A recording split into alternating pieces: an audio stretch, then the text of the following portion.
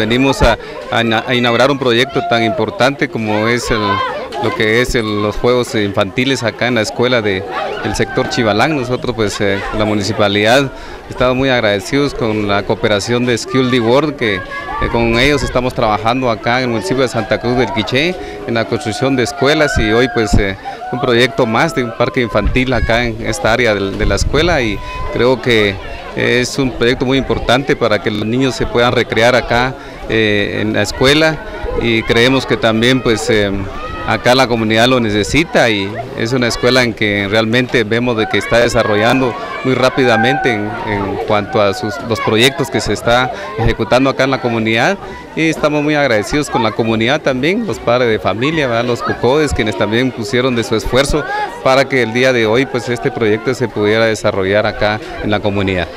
Los estudiantes que tenemos aquí son 14 muchachos, ¿verdad? Que tienen entre 15 a 16 años, y ellos hacen diferentes actividades, ventas, lavan carros, para poder recaudar los fondos para poder venir a Guatemala y construir el área de juegos. Gracias al señor alcalde que nos está siguiendo echando la mano, somos muy agradecidos con los proyectos que nos ha dado el señor alcalde, tanto como Cutibor también nos sigue ayudando con las aulas, y ahorita con los juegos infantiles. Están muy agradecidos, señores, y todos nuestros beneficiarios, y aquí estamos muy agradecidos. No hay que de otro para agradecerle, para que nos están dando ayuda por estos pocos de tiempo que lleva nuestros establecimientos.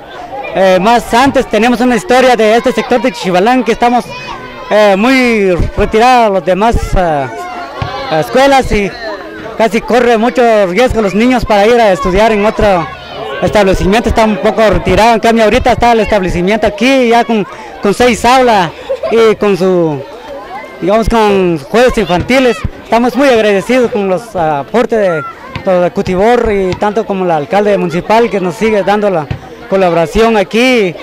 Estamos muy agradecidos.